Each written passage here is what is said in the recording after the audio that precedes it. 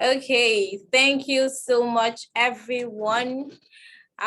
This again is the maiden international conference for the Empowering Women for Excellence initiative. The theme for this conference is increasing women's participation in addressing global and local challenges. And we have had a lot of discussions from our keynote speech, our goodwill messages, and the panel discussion from our able women who were able to properly have a discourse on critical issues. Our next session is titled Women on the Global Stage. How are we faring? Women on the global stage, how are we faring? Our speaker is meant to be the commissioner for the Ministry of Human Services and Social Development in Kaduna, but she will be ably represented by the Director of Youth and Development for the Ministry of Human Services and Social Development, in person of Hajia Mariam Muazu. Thank you, Hajia Mariam Muazu, for joining us.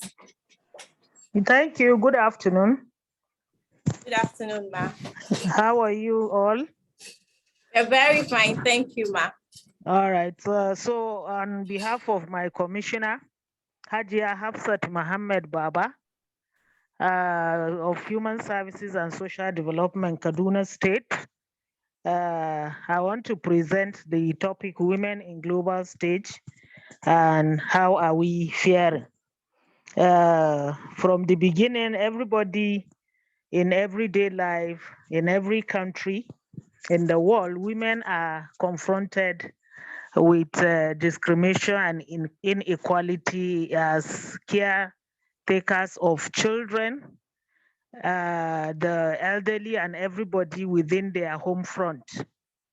So this is the issue, because from the beginning there is that common stereotyping of women, and there's this bias, though not directly, maybe through our social norms or values, cultural norms or values, tends to tailor women in terms of stereotyping or having widespread bias against women, like in areas of their participation in education, politics, economic activities, even with their intimate partners, about their reproductive rights. So there is these issues before, but with globalization, women now can take a stand in terms of economic participation opportunities, educational attainment, health and survival, and even in business. So hence we identify the challenges in terms of violence, abuse, unequal treatment at work or at home, and even in the wider society. They are denied opportunities to learn, to earn, and to lead. So with globalization, there has been huge changes for women in terms of all these factors that I have listed. Women now can participate in electoral stage. There's increased contribution from women, uh, which supports the creation of new resources, raised their level of income, and even improved their standard of living. So we have moved from this attitude of there were jobs that were mainly meant for men, and now women are even doing better in those kind of stages. So I would be using examples from Kaduna State. We have not gotten there anyway, because of the most of the positions are not elected. We have gaps.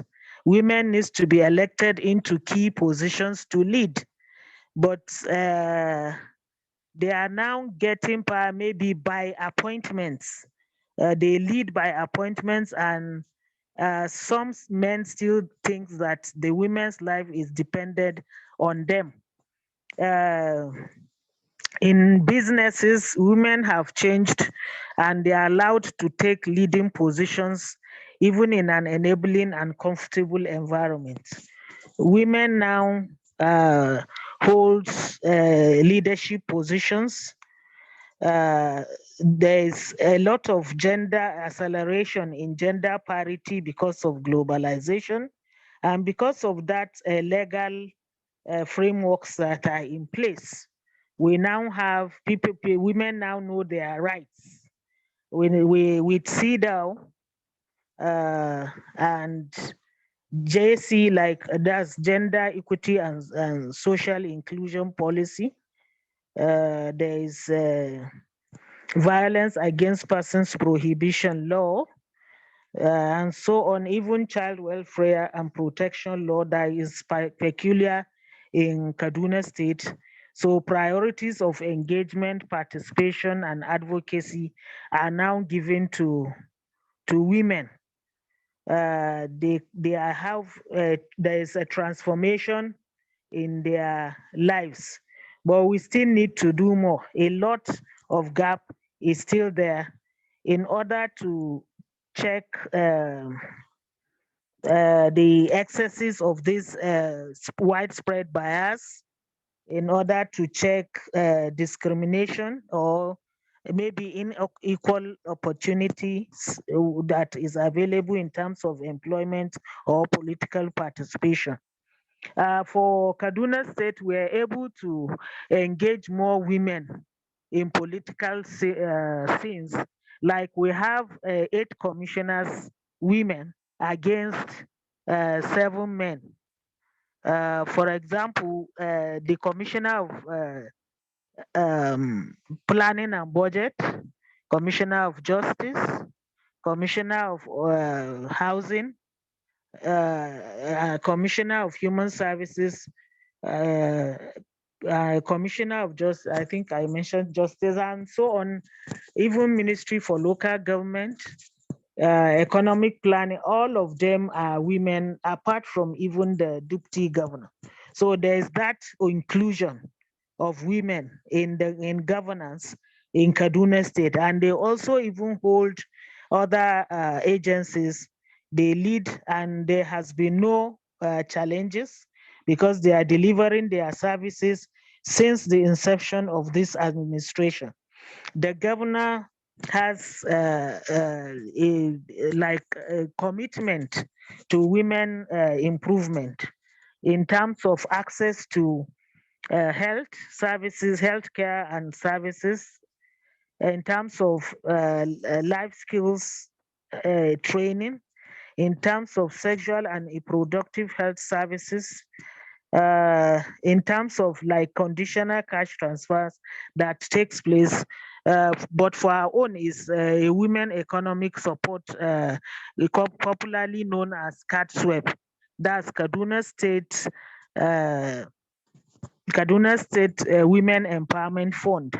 That is a loan that is issued to women to boost their businesses and be able to move from move to a more standard way of living and contribute to the whole. And the women now have a safe space to be able to say their mind, here where their voices could be heard. They now have access to like use of land, like getting a job. All those fundamental constraints have now been, the unjust treatments that used to be there due to social norms have changed. And there is gender focal officers in MDAs and at LGA levels. We have human development officers at LGA level. These are all platforms for us to move women cause, and so that no one is left behind. Uh, In the state too, where those legal frameworks like the ones that I talk about enables women now in terms of gender-based violence. They can come to SAC centers. They are now coming out. That culture of silence has been broken. We have 4 sexual assault and referral centers that takes care, is a one-stop shop. That's a holistic approach to gender-based violence, where the women have access to psychosocial support, they have access to medical support, they have access to legal support, and they have access to security. So in SAC centers, when a case is reported, we quickly swing into action through SACs. Like if we're looking for forensic evidence on rape, quickly the medical team will get into action. The police or the other security agents that we're working with will ensure that those cases are managed very well and perpetrators are brought to book. So there's that one-stop shop activities going on for gender-based violence. And it has reduced some of the gender-based violences that we experience in the state, like from the rural areas. There is this child marriage problem, and we're on top of that for girls now that are forcibly married out. They come out and we take action based on that. Or for children that are trafficked, we make sure that they are brought back and linked up with their families. So we are on top of those gender issues, and women are moving forward due to this access to these spaces that we can be able to talk and for our voices to be listened to. So again, there is a collaboration between us and the LGs in terms of GBV, like um, the TWG, the gender-based TWG technical work groups that we hold. We ensure that there is a local government representation because we do a bottom-up approach. And we ensure that women are formed into cooperatives to be able to access every government services that are being rendered, even as they are at LGA levels, in terms of employment, access to justice, and safeguards of their own lives. There is the social protection policy in place where women are protected and they have access to all other social investment funds, that some are from the federal government and some are within the state, like I said before, the conditional cash transfers will empower women economically to be able to be on top of their issues. And for people that know the legal framework of violence against persons prohibition law in the state, there is we are mitigating violence and sexual abuse, even from intimate partners that we used to experience before.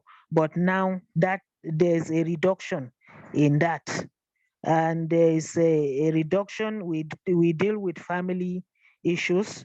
If there is like a wife is battered, we make sure that the attention of the husband is called and ensure that her life is safe, because we have shelters. We have women and children shelters where for their own safety, like a transit camp where they can uh, so that their trauma situation is managed up to when they have uh,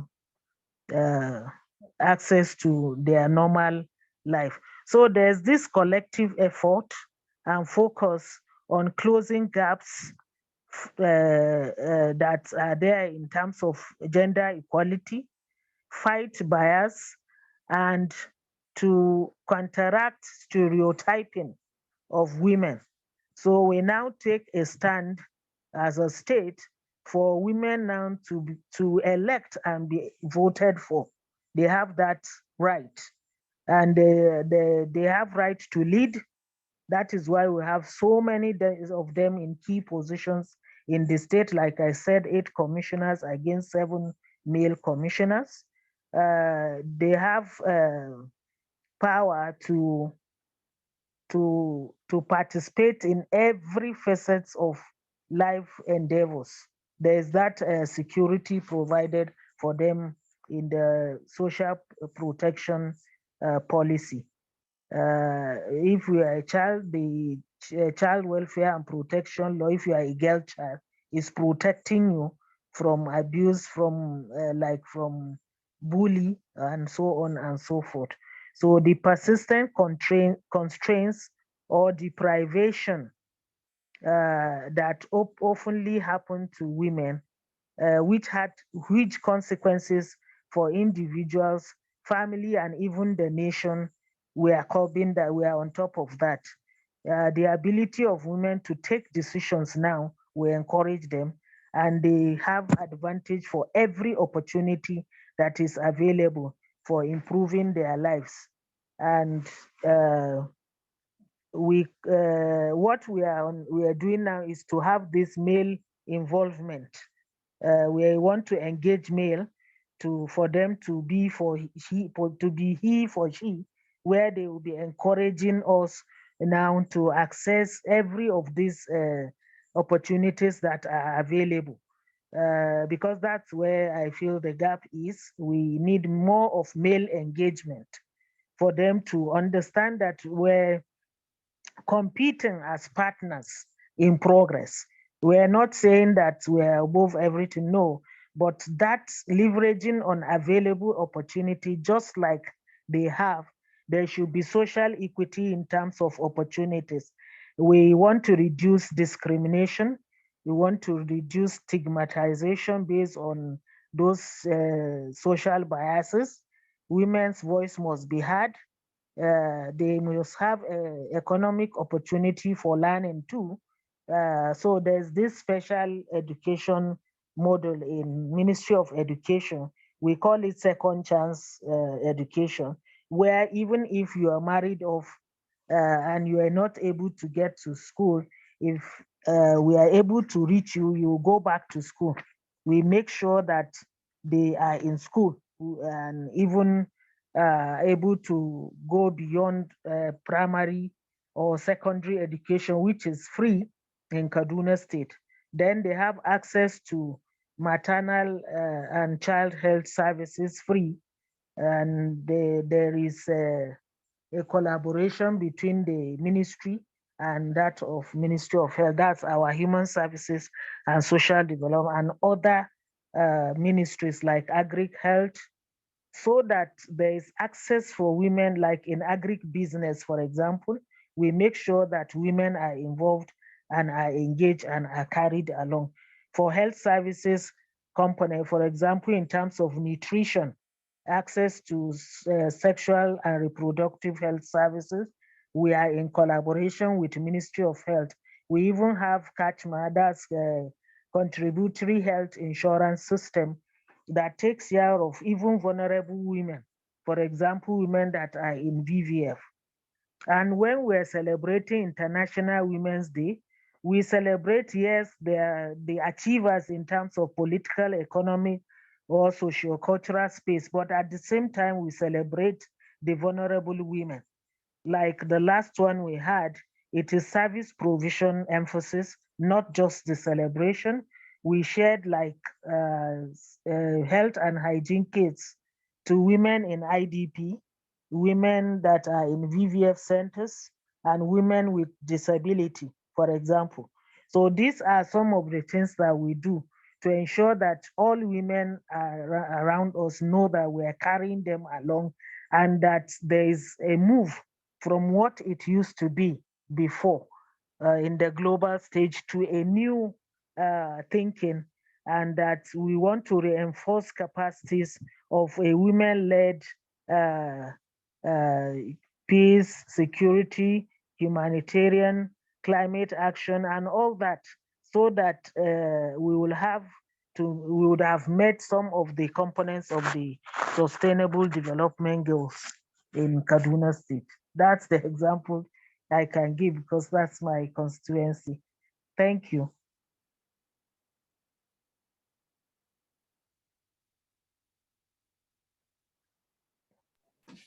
Okay, thank you very Mm, much, mm, Hajia Mariam mm, Moazu. Hajia mm. Mariam Moazu is the Director of Youth Development from the Ministry of Human Services and Social Development.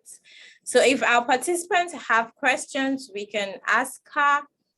She spoke on the topic, women on the global stage. Space. How are we faring now? Mm. And she was able to enlighten us on a lot of activities going on with the Kaduna state government and how women are being carried along. I'm excited to hear that of commissioners in Kaduna state, 8 are Yes. women Mm, against 7 men. mm, So that's yeah. a very good and impressive achievement. That's apart from the deputy governor, who is a woman too. Yes, yes, Yes. yes. Mm, Even our deputy governor is a woman. mm. So that's to show how women are faring in Kaduna State, how women have been carried along. If you have questions, you can drop them in the chat box. And equally on WUVA platform, our speaker is registered on the platform. She can see your questions and respond to them. So we're really happy, glad to have you here representing the Commissioner of Ministry of Human Services and Social Development in Kaduna State. Thank you. So we see the great work the ministry is doing. Chidima Thank you. says, great work the ministry is carrying out in Kaduna. So we are really happy for Thank you the so work much. being done. We hope you send our first felicitation to the commissioner, and All we right. hope to have her around. Thank you so much. Participants, Thank you can you. drop your questions on WUVA platform. Our guests will be able to respond to you. Our speaker will be there to respond to your questions. So thank you so much. It was a great session. Thank you very much. Yes, we hope to continue to interact with you on the WUVA platform. No problem. You're welcome. Yes. Okay. So all participants take notes. Go to the WUVA platform. Thank you very much, Ma. Thank you so much. Yes. I wish everybody a very good session, and we hope for more good working relationship and engagement in the future. Okay, thank you. So we have one question before we go, Ma. One question. All right. Chidima says, how can my initiative help rural women in rural areas in the area of gender-based issues? Chidima, do you have an initiative? Yes, how can it help rural women in rural areas? What is our initiative? Yes, Chidima, would want to know what your initiative is, so we know how you can help rural women in rural areas. So if you're not able to drop it here, you can equally go on the WUVA platform and drop it. The Director of Youth Development will be able to respond to you over there.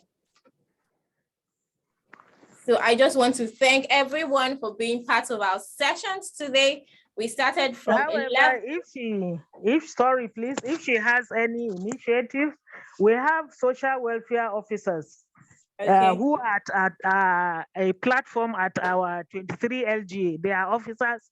They are there 24 hours that can be linked up with if there are issues that has to do with gender-based violence. And like I said, we queue into the SAC centers. That's our sexual assault and referral centers for sensitization, for medical or for legal or for any psychosocial support that is required. And they are located in our general hospitals. There is 2 in Kaduna Central Senatorial Zone. That's the Gomna Awan Hospital and the Yusuf Dansoho Hospital in Tudunwada. Gomna Awan is in Kakuri.